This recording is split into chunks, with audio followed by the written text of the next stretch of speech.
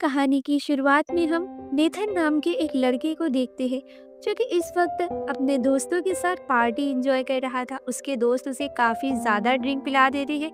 इसी वजह से वो रात भर वहीं पर पड़ा रहता है। सुबह जब उसकी आँख खुलती है तो उसके सारे दोस्त उसे छोड़कर जा चुके थे। कुछ समय के बाद उसके पिता केविन यहाँ पर उसे लेने के लिए आते हैं और उसे घर ले जाते हैं। आजकल उसके पिता उसे बॉक्सिंग सिखा रहे थे, लेकिन आज वाला बॉक्सिंग थोड़ा हट के था क्योंकि नेथन ने रात को काफी ज्यादा ड्रिंक कर लिया था और वो रात भर घर से बाहर था, इसीलिए वो गुस्से में आकर उसे पीटना शुरू कर देते हैं। तभी यहाँ पर ओलिविया आ जाती है जो इन दोनों को शांत करती है।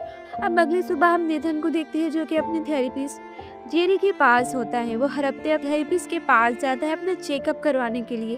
वो जेरी को बताता है कि मुझे रोज एक ख्वाब आता है और मैं इस ख्वाब को नहीं भुला पा रहा।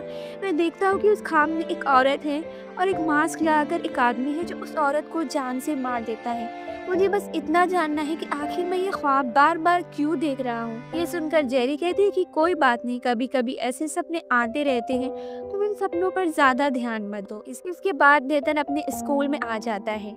यहाँ पर उनकी टीचर सभी को एक असाइनमेंट पूरा करने के लिए देते हैं। ये असाइनमेंट इन्हें पार्टनरशिप में पूरा करना था। इस तरीके से नेथन और कैरल का नाम आ जाता है। ये दोनों मिलकर असाइनमेंट को पूरा करने वाले थे। कैरल जब नेथन के घर आती है तो वो उसे बताती है कि उसे गुमशुदा बच्चों के बारे में रिसर्च करना था। इस बारे में उन दोनों को असाइनमेंट मिला था। कैरल जब उसे गुमशुदा बच्चों की फोटोज दिखा रही थी तभी उस वक्त नेथन लिस्ट में अपने बचपन की तस्वीर दिखाई देती है। केरल के चले जाने के बाद वो इस तस्वीर को काफी ज्यादा डिटेल में देखता है। फिर इसे एहसास होता है कि इस तस्वीर में तो मैं ही हूँ। अब नेतन सोच में था कि आखिर मेरे गुमशुदा होने की खबर कौन लिखवा सकता है।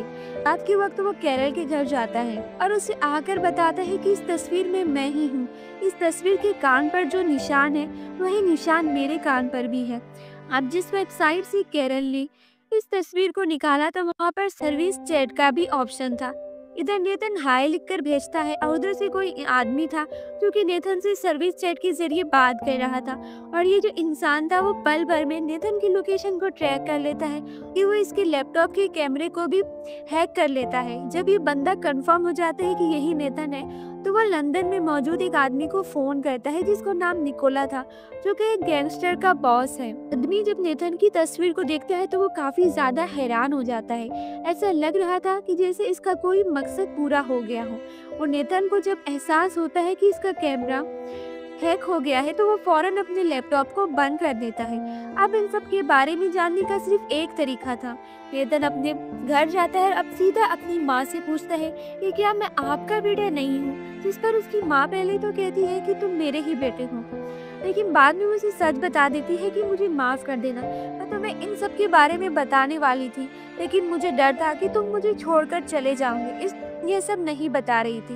इतना कहने के बाद ही उनकी डोर बेल बजती है। ओलिविया चेक करने के लिए जाती है।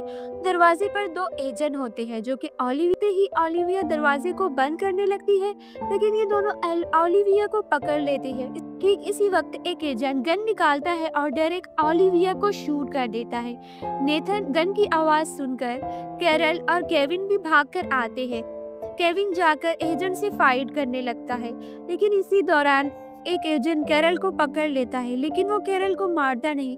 इससे पहले नेथन आ जाता है जो इस एजेंट के साथ में फाइट करने लगता है। वो एजेंट को काफी पीटता है। तभी एजेंट कहता है कि मुझे घर से बाहर निकालो, मुझे यहाँ नहीं मरना, तुम्हारे हीटर में एक बम है। और जब नेथन जाकर चेक करता है तो इसके हीटर में सच में एक बम होता है। इससे पहले कि वो बम ब्लास्ट होता, नेथन कैरल का हाथ पकड़कर स्विमिंग पूल में कूद जाता है, जिसकी वजह से इन दोनों की जान तो बच जाती है, लेकिन ये दोनों काफी ज्यादा जख्मी हो जाते हैं। इसीलिए नेथन कैरल को लेकर हॉस्पिटल जाता है। वो कैरल को इलाज के लिए अंदर भेजता है और खुद जाकर पुलिस के पास कॉल करता है। जब इसने पुलिस वालों के पास कॉल किया तो पुलिस वाले इसकी कॉल को CIA के पास ट्रांसफर कर देती है। CIA का एक स्पेशल एजेंट जिसका नाम फ्रैंक था वो नेथन से बात करता है और वो कहता है कि मैं CIA से बोल रहा हूँ, तुम्हारी सुरक्षा के लिए हम कुछ लोग तुम्हारे पास भेज रहे हैं। लेकिन यहाँ पर हम देखते हैं कि इस कॉल को निकोला के आदमी भी ट्रैक कर लेते हैं, जिससे निकोला को मालूम हो जाता है कि नेथन इस वक्त कहाँ पर है। नेथन की हेल्प करने के लिए इसके पास इसकी जो थेरेपिस्ट थी हॉस्पिटल में आती है और यहाँ पर हमें पता चलता है कि जेरी कोई थेरेपिस्ट नहीं बल्कि सीआईए की एक एजेंट थी और वो भी फ्रैंक के लिए काम करती है। फिलहाल इस वक्त निकोला अपने आदमियों को लेकर इनके पीछे पड़ा हुआ था। जेरी इन लोगों को लेकर यहाँ से बाहर के साइड भागने लगती है। निकोला के आदमी भी इनके पीछे पड़े हुए थे। यहाँ पर जेरी नेथन को वर्जीनिया के एक घर के बारे में बताती है और इसका एड्रेस भी देती है। इस घर की चाबी देने के बाद वो नेथन से कहती है कि घर के अंदर जाने के बाद वहीं पर रहना, जब तक तुमसे कोई अटैक ना करे तब तक तुम घर से बाहर मत निकलना। अब इतना बताने के बाद जेरी इन लोगों को कार से कूदने के लिए कहती है। कार से कूदना जरूरी था क्योंकि ऐसा करने से निकोला के आदमियों का ध्यान इनके ऊपर नहीं जाता, बल्कि निकोला के आदमी अभी भी जेरी का ही पीछा कर रहे थे। सुबह हो जाने के बाद नेथन कैरल से कहता है कि मैं तुम्हें ले जाकर तुम्हारे घर छोड़ देता हूँ, क्योंकि तुम अगर मेरे साथ में रहोगी तो तुम्हारी जान भी खतरे में पड़ सकती है। लेकिन यहाँ पर कैरल को नेथन से प्यार हो गया था और वो उससे कहती है कि मैं तुम्हें छोड़कर नहीं जाऊंगी, मैं तुम्हारे साथ ही रहूंगी। अब यहाँ पर हम सीआईए के हेडक्वार्टर को दिखाया जाता है, जहाँ पर फ्रैंक को देखते हैं जो कि सबको एक्सप्लेन कर रहा था कि आखिर निकोला नेथन के पीछे क्यों पड़ा हुआ है। वो सबको एक्सप्लेन करके बताता है कि हमारे टीम का खास मेंबर जिसका नाम मार्टिन है, इन्होंने निकोला के बहुत सी बुरे कामों के बारे में पता लगाया। इनके पास निकोला के 2 नंबर के धंधों के बारे में पूरा सबूत है और सिर्फ निकोला की ही नहीं बल्कि बहुत सारे गैंगस्टर के बारे में मार्टिन के पास पूरे सबूत हैं। मार्टिन ने इन सारे सबूत को एक फोन के अंदर एक कोड में महफूज करके रखा है। निकोला मार्टिन के बेटे नेथन को टॉर्चर करके उसी के जरिए मार्टिन से वो सबूत लेना चाहता है, लेकिन मार्टिन ने अब बचपन से ही अपने बेटे को केविन और ओलिविया के हवाले सौंप रखा था। ये दोनों भी हमारे स्पेशल टीम के एजेंट थे। निकोला के आदमी ने अब इन दोनों को भी जान से मार दिया है। इसके बाद इधर हम देखते हैं कि नेथन वर्जीनिया पहुंच जाता है, जिस घर के बारे में जेरी ने इसे बताया था उस घर पर भी पहुंच जाता है और यहाँ पर आकर थोड़ा छानबीन करता है। छानबीन के दौरान नेथन को यहाँ पर ढेर सारा सामान मिलता है। नेथन को यहाँ पर एक मोबाइल फोन भी मिलता है। यहाँ पर नेथन पहली बार अपनी माँ की तस्वीर देखता है। इससे तो पहले वो बहुत बार अपनी माँ को ख्वाब में देख चुका था, लेकिन यहाँ पर उसे एक लेटर भी मिलता है जिस पर एक एड्रेस लिखा हुआ था। इसके बाद निकोला ट्रेन में बैठकर अपने पिता मार्टिन से मिलने के लिए जा रहा होता है, लेकिन यहाँ पर हम देखते हैं कि निकोला का एक आदमी इन दोनों का पीछा कर रहा है। अब कैरल को भूख लगती है, इसीलिए वो कुछ खाने के लिए यहाँ से लेने चली जाती है। जब वो खाना ले रही थी तो निकोला का एक आदमी कैरल को देख लेता है और वो इसका पीछा करने लगता है। अगर पीछे से कैरल को पकड़ लेता है और इसे डब्बे में ले जाकर मारने पीटने लगता है और इससे पूछता है कि नेथन कौन से डब्बे में है, लेकिन कैरल इसे नहीं बताती, इसीलिए वो इसे बांधकर नेथन को ढूंढने के लिए चला जाता है। जब वो सभी डब्बे की तलाशी ले रहा था, इसी दौरान वो नेथन को देख लेता है। वो नेथन के ऊपर हमला करता है और इस तरीके से इन दोनों के बीच फाइट हो जाती है। यहाँ पर नेथन बहुत अच्छी तरह से फाइट कर रहा था क्योंकि इसके पिता इतने दिन से बॉक्सिंग सिखा रहे थे और वो इसी दिन के लिए नेथन को तैयार कर रहे थे। इसके बाद नेथन उस आदमी को जान से मार देता है और खिड़की से बाहर फेंक देता है। इस बीच कैरल भी अपने आप को जैसे तैसे करके खुद को छुड़ा लेती है और नेथन के पास आ जाती है।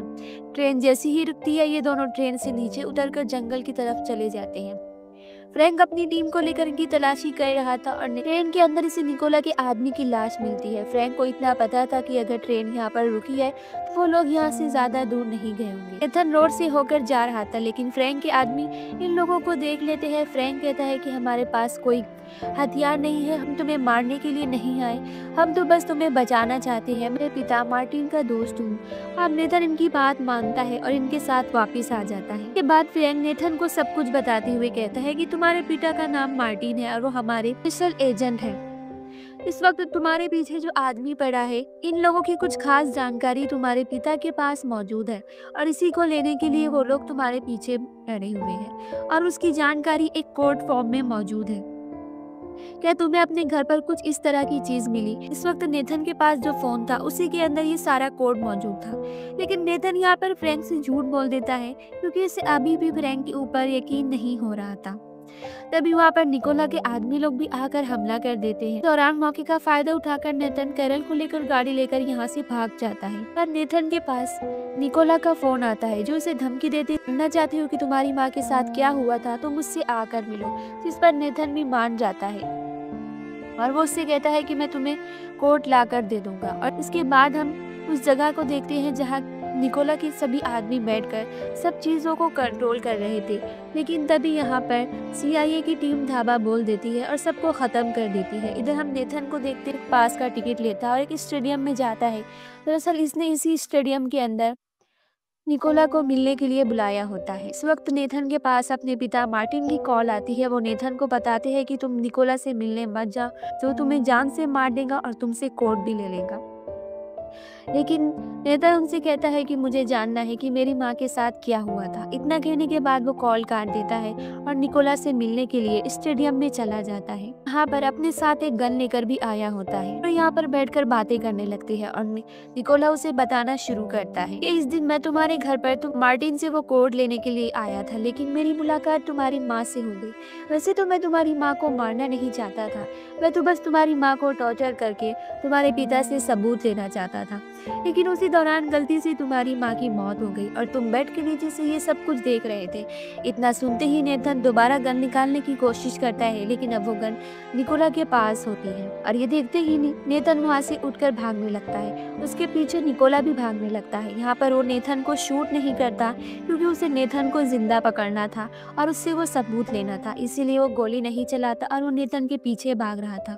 बाहर आते ही वो नेथन के ऊपर गन तान देता है और उससे कहता है कि रुक जाओ वरना मैं तुम्हें शूट कर दूंगा। ठीक इसी वक्त दूर कहीं कोई तो था जो निकोला को शूट करके मार देता है। इसके बाद फ्रैंक नेथन के पास आता है और उससे वो फ़ोन ले लेता है जिसमें वो कोड था।